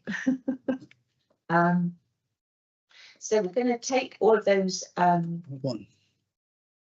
5 things. We have one more at the end, but what I want to do is just take those 5 initially on block, and then I'll introduce the number 6 afterwards. So taking them 5. So first of all, we've been asked to note the progress made on Taunton Together 25 since January 25 and subsequent steps officers intend to follow. We're being asked to approve the selected performance, activities and partner organisations selected to take part in Taunton 25. Members to approve the proposed TT25 sponsorship opportunities and to approve the proposed reduced commercial rate for Taunton-based vendors at TT25 and to approve the river-based creatures theme for the TT25 trail map. So can I have a proposer, please? Councillor Ellis and a seconder. Councillor Pollard, all those in favour? Thank you. And there's just one other that we are being asked to consider. This is all, although it's not on here, it's been approved by both Marcus and Donna ahead of this. So we are being asked that the budget is increased by £5,000. Funds to be used from the town centre events 7261 budget line for contingency planning and support for a TRO required for Hammett Street in support for Taunton 25. Can I have a proposer, please? Councillor Pollard and seconder, Councillor Tully. All those in favour? Thank you very much. Thank you. Thank you. I think this is you again, Tilly, the next item, isn't it? So number 12, we're being it's the appointment of, and again this is on the back of what Councillor Ellis was talking about the youth working group. So we are being asked to consider the Young People's Working Group's recommendation to appoint a youth provision specialist consultant and to consider the proposed action steps for a youth provision specialist consultant. Right over to you again, Tilly. Thank you. Thank you. So the Young People Working Group met on the 14th of May 2025. During this meeting, the need to appoint a youth specialist consultant to provide a clear gap assessment of Taunton's youth provision was discussed. Councillors discussed the challenges currently facing Taunton in relation to young people. Most prominently, this included repeat antisocial behaviour from individuals as young as 12, causing damage, vandalism and disturbance to businesses. In addition, there was recognition from councillors that the council have a duty to actively engage with all parishioners, including difficult to reach groups such as young people. In particular, young people can often struggle with understanding the role of local councils and how they can seek support. Councillors also raised concerns over young people who are feeling excluded from formal education, struggling to get into employment due to lack of opportunities and increased barriers, and an actual and perceived lack of activity in the area, all of which demonstrates a clear need for youth engagement. In light of this understanding, these challenges, the working group has put forward the recommendation that the council should appoint a consultant who specialises in youth engagement to conduct a gap assessment of youth provision in Taunton and to report back to the working group to facilitate the next steps in youth engagement activities. Recommended next steps are as follows. Members to approve the working group recommendation to appoint a youth specialist consultant. With this approval, officers with the working group to develop a specification for procurement of a consultant. This will include a scope of work and budget. Working group to review the recommended specification and recommend to the committee procurement of consultant following financial regulations. The implications to the corporate plan. So this report aligns with the following priorities outlined in the Taunton Town Council corporate plan. Priority 3, an engaged community. This will help to inform the council on our priorities for young people. There's been no climate or ecological implications identified for recommending the appointment of a youth consultant. And then in terms of the financial and resource implications, at this stage, there is no financial implications. On approval of a specification and a budget, on approval of a specification, a budget can be agreed and recommended to the committee. However, I would like to note that initial research from the National Youth Association suggests that consultancy work can range from £10,000 to £50,000 for authorities. It is anticipated that the work for Taunton will be on the lower end of the scale due to the size and population of the parish area, as we are not a unitary authority. The working group will review and recommend a proposed scope and source of quotation for the work with a clear understanding of what this will cover. And there's a note here that this will come from the youth work budget, budget line 1607271. And I would like to just run through the risk assessment. So the only risk identified here is that if a consultant is not secured to undertake an assessment of youth provision, it will limit the extent to which the council can accurately facilitate youth engagement in Taunton. The key causes and consequences here is that the council will not have a clear picture of existing youth provision in Taunton. The council may invest funds in areas that are already funded, and the council could be perceived to not be committing to youth provision in the Taunton area. The likelihood here is a 1 and the impact is a 3. And the commentary here is that there is a need to consider the requirement and value of a consultancy appointment and carefully review the recommendations of the consultant, if appointed, to support engagement activities. Finally, the timescale. So we're looking to develop the specification to be recommended to committee in July 2025. With procurement of the consultant in August 2025. Thank you. Thank you so much, Tilly. It goes without saying I'm passionate about getting those engagements sorted and actually finding out what gaps are within Taunton and where we sit as a town council within that. I think it's really important to actually scope out what fantastic organisations we've already got, and we know we have, and where we can play a role to support those organisations or something else that the town council can do. Any questions on that report? Councillor Tully. I agree with everything you say, but I am concerned. Somerset West and Taunton Deane have both gone through this process. Nothing's come out of it. Oh, we're not going to do the same thing again. So something will get done this time. I'll take your word for that. Thank you, Councillor Tully. We need to have an outcome of this, and I think we're a committed committee about this, and I think we do need to do this exercise, the scoping exercise, to find out actually what youth organisations are out there, what can be done, and how we can support, and how those youth organisations can maybe be better promoted, whether we have a specific thing on our website that actually gets somewhere searchable for parents, for young people to actually access, so they know what's going on, because we know and are aware of what fantastic work is, but that message isn't necessarily heard in different areas. So thank you. That's the race. Unfortunately, SWT and its predecessors didn't do anything of this at all. There was actually, we had a blooming manifesto commitment going back to 2019 to do X, Y, and they all just forgot about young people. Thank God, Taunton Town Council has absolutely not. So this is a new focus for the new town council, which there is a political commitment to. I think it's, you know, I don't mean that in terms of narrow political party. I think everybody's committed to it. So I think this is totally different. Obviously, you know, there are consultants and there are consultants. I've had some interesting experiences being handed the results of consultancy on various things and thinking, oh, is that it? So hopefully we'll hire somebody really good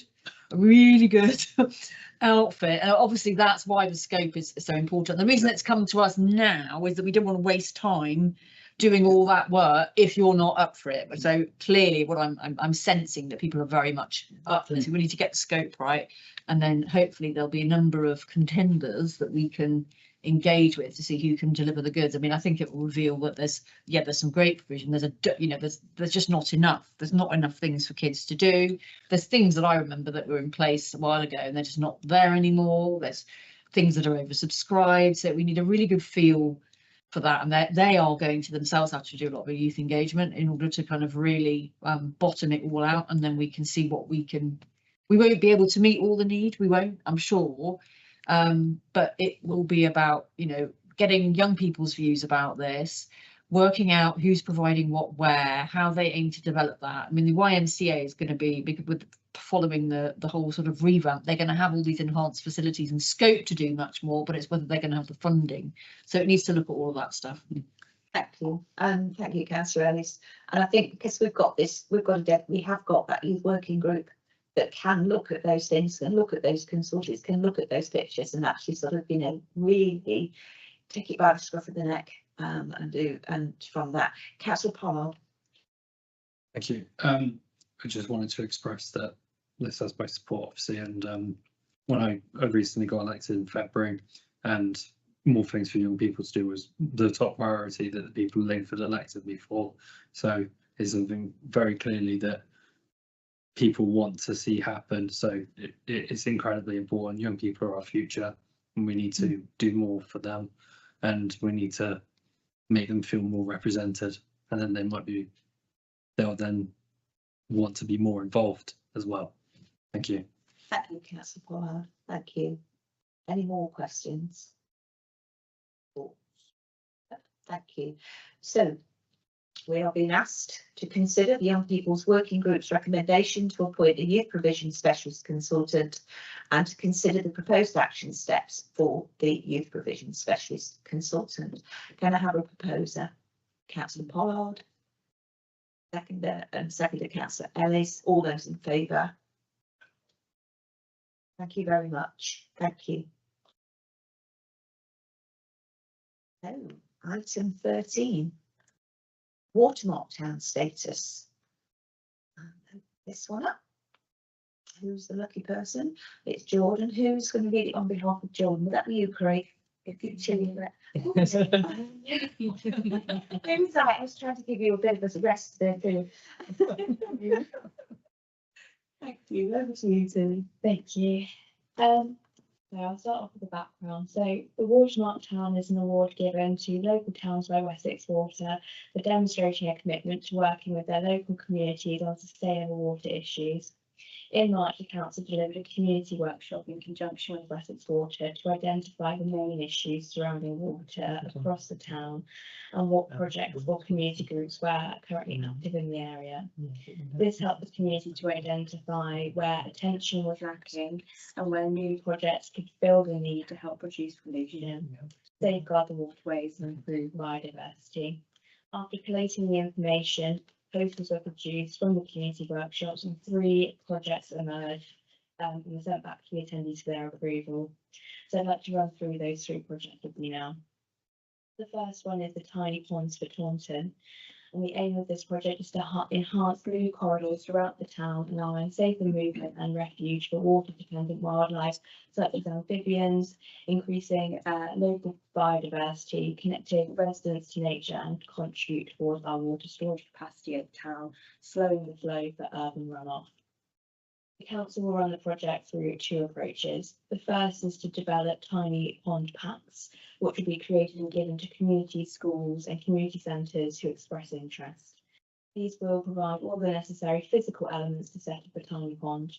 Those who receive these packs will need to agree to monitoring their pond over time for an agreed length of time, so that we can see the establishment success as well as keep track of biodiversity uptick. This data will be gathered and then compiled into a case study. A Facebook page or WhatsApp group could also be created for those who wish to share the successes of their tiny ponds. Tiny pond resources will be created that can be downloaded or distributed at events where Taunton Town Council is present. Additionally, we will provide the information on our website as well as come up with a social media strategy to signpost people to the available resources. These resource packs will be created by the climate officer and provide all the necessary information needed for a resident to establish their own tiny pond in a simple, digestible format such as using Canva. Tiny pond map.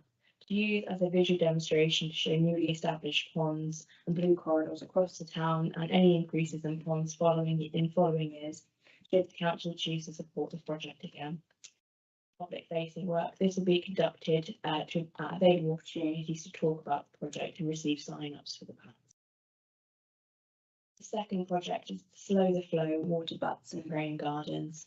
The aim here is to help reduce pollutant runoff, slow the flow for local flood resilience, increase local biodiversity, and increase sustainable water management through rainwater harvesting. Water butts. Wessex Water have offered up to 100 water butts that can be distributed across our parks and open spaces, including for community groups such as allotment organisations, community centres and schools.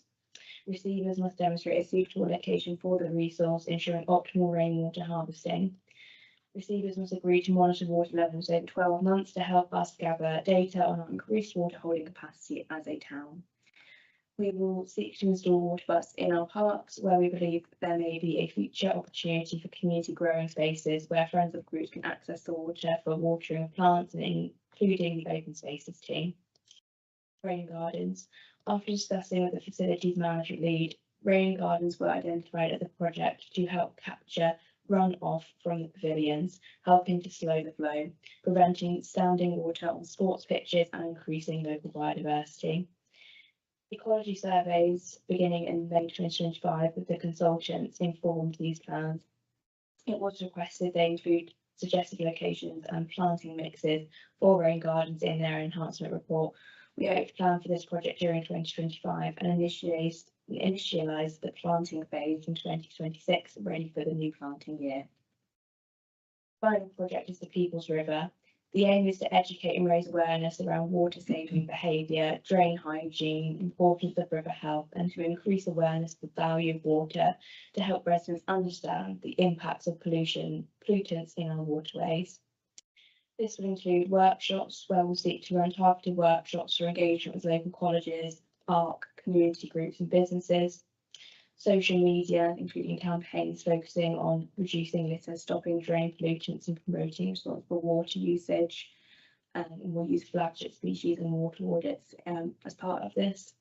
A litter picking event. So we will seek to organise a river edge and on the river litter picking event to help raise awareness of littering pollution in the zone, galvanising community action to be stewards for their local river. And finally, public facing work. Where we hope to have Wessex Water have a stand at council events, including Taunton Together, with giveaways of oil pots to reduce drain pollution and to provide information content. This will include involvement from the climate officer, the community lead, the culture officer, the community support assistant, the communications team, as well as councillors of park areas. We've also been able to talk to community members, and we hope to have involvement from friends of groups, residents, community centres, local churches, schools, cadets, scouts from Brownies, allotments, Sunset Wildlife Trust, West Country Rivers Trust, YMCA, local businesses, kayaking and canoeing clubs, local colleges and ARC. We'd also like to highlight that we would like to use case studies to monitor our social and environmental impact, and we'll collate case studies of the projects which will demonstrate the social reach, biodiversity improvement and increase sustainable water management through the collection of metrics. Impact will be monitored to produce a report following activities which we have to submit to Wessex Water to obtain our status. Corporate plan implications is that this aligns to our commitment of a sustainable environment, responding positively to the climate change challenge of our time, and seeking to protect and improve the local environment for the benefit of present and future generation of townspeople. The climate and ecological implications align with ambition 4, including back community gardening schemes in towns to seek to bring suitable unused patches of land into community ownership for food growing, and work with our local allotments to support them with schemes to boost sustainability. Ambition 6, to continue to manage our parks and spaces in a way that supports wildlife enhancement, seek to engage local residents ward by ward in wildlife mapping. Seek to encourage and support residents to undertake wildlife-friendly gardening at home, support and promote community gardening initiatives, support community nature restoration projects, creating wildlife-friendly areas initiatives, wildflower sections, enhancing blue and green corridors throughout the town, organise and supporting regular litter sweeps in kayaks and canoes, protect, enhance, and advocate for the continued improvement of the ecological condition of the River Tone. And ambition 7, regularly engage with our communities on climate and ecological issues, strengthen community connections to enable people to weather the challenges ahead, and working in partnership with others to deliver bottom-up solutions. Financial implications for this project. This project will incur expenditure of £5,850 to deliver the 3 projects as part of the Watermark Town Status project. This will leave an estimated £42,470 in the climate budget code 1607405. In the report, there is an estimated breakdown of the expenditure, which I'll run through with you now. So the tiny projects for Taunton, so this will include leaflets around £20, pond packs, which will include troughs, gravel, soil, which will be £1,000, £880, £1,000, and then native pond plants, which will range from £200 to £450. And plant baskets, £860. For the water butts and rain gardens, the water butts will be provided at no cost, up to 100 water butts, and the rain gardens, we'd hope to provide you with a secondary report with costs at committee once plans have been drawn up with our open spaces team, and we aim for this around autumn 2025. And the People's River, so this would include venue hire and refreshments for various workshops that we estimate up to £500, litter pickers around £20, and social media at £50. I'd also like to highlight the point of writing this report. Officers are looking to spend up to £5,850 from the climate budget to deliver the above projects. However, it should be noted that funds may be available from the project from Wessex Water. At this time, officers are awaiting confirmation on the status of these funds. If funds are secured, this will reduce the required expenditure from the climate budget. I'll run through the risk assessment with you now. So the key risks identified is the negative feedback from the community due to Wessex Water's ongoing reputational challenges.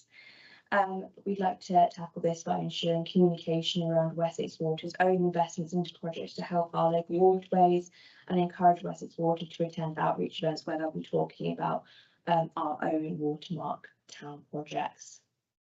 There is also a risk that some ponds may not establish, leading to disappointment in those involved in the Tiny Ponds project.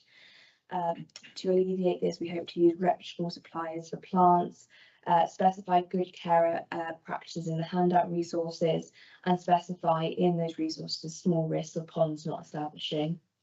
And we also estimate in the budget for additional plants to be ordered if there is a need. There is also the risk of supplier issues, including timing of delivery for certain plants or running out due to seasonal demands. For this, we'd like to consider having multiple suppliers listed, as well as a variety of suitable substitute plants to revert to if the species are not available. There's also the challenge of being oversubscribed for the tiny ponds, and therefore we need to make sure that we identify community grant funding opportunities that may allow for a second round of pond packs if there is a want for more packs and consider a second round of packs from the climate budget. There's also the risk of it being undersubscribed, and in which case we do not want to purchase resources until numbers have been identified. With litter picking, there is a risk of injury, but for this we will conduct a risk assessment to be reduced and discussed with our health and safety lead before advertising, and we will make sure to include appropriate resources such as litter pickers and PPE where possible. There's also a risk of the food provided at workshops that there may be allergies, so we will request allergen information for any attendees for any workshops that we host, and make sure to choose low risk allergen foods on offer. Finally, for the rain gardens, there's a potential of high cost for the project, more responsibility on the open spaces team for maintenance. And to alleviate this, we'll create a robust, well-designed and low-maintenance rain garden design, taking inspiration from external stakeholders who have completed similar projects. And to finalise the project timescale for the Watermark Town status is from May 2025 to May 2026. Thank you. Thank you, Tilly. I think we can all sort of congratulate Jordan for another fantastic report, and also I'm quite excited about these tiny ponds. I'm just conscious before we sort of just go into the recommendations that we're rapidly approaching 8 o'clock. So are we happy to suspend standing orders and go on to an extra half an hour to Hopper State? If we're going to get through this by 7:30, we're going to have to speed things up a bit. I don't think we will. I'm being ambitious. I'm in favour of speeding things up, but if it goes on much longer than that, I'm definitely going to need a break. Yeah. Okay. So in that case, what we can do with Ollie, can we just do the vote for this one, have a break of 5 minutes, a comfort break, and then continue? Yeah. Would that be all right with everybody? Yeah. So we will do the recommendations for the Watermark Town status projects and then have a break. Thank you. So we are being asked to approve the 3 projects detailed to take place between May 2025 and May 2026 as part of the Watermark Town status project. And we are being asked to approve the delegated authority to the community and place manager to spend up to £5,850 to deliver those 3 projects as part of the Watermark Town status project, leaving £42,470 in the climate budget. Got to ask, was there any questions before then? Councillor Isaac, sorry. Sorry, ward councillors. There's another ward initiative coming from me to the next meeting for very such a thing. I think I discussed that with Tilly earlier today. For the Wales Springs Primary School, they have a pond that was put in 15 years ago by Somerset Western Taunton and Wessex Water Initiative at that time, and it's not been ignored, or it's just fallen into disrepair. The liner's broken, all sorts of other things. I've got several questions. I don't want to run on too long, if I may. But what is a tiny pond? Because this isn't a big pond, and we've had Tiny. Okay, tiny is tiny. Yeah, like that. Okay, because the pond we're looking at is £14,000 to refurb and Yeah, that's that's a big done. one. Where that's a big pond. Yeah. And my other question was, because I think it's really good for quiet spaces and learning opportunities, wildlife, and all the other things it brings with it. But for the £42,470 in the climate budget, is that for ponds, or is that for other different projects as well in that? It's for lots of other projects. There's I mean, Jordan's got lots and lots of other projects. She's working with the climate working group, and they've got lots and lots of projects that are likely to come online. I was just going to see if I could have some of that. Now, that would be greedy. So thank you very much. So, Thank you, Councillor Isaacs. Any more questions? So let's go to the vote. Do you want to read them all again? I think we can remember them. I think we can remember them. So can I have a proposer, please? Councillor Pollard, and a seconder, Councillor Ellis. All those in favour? Carried. Thank you. So I recommend, do we suspend standing orders to take a 5-minute comfort break? Yeah, so we could, can I have a proposer that we suspend Councillor Isaacs and a seconder? Pollard, all those in favour? Thank you.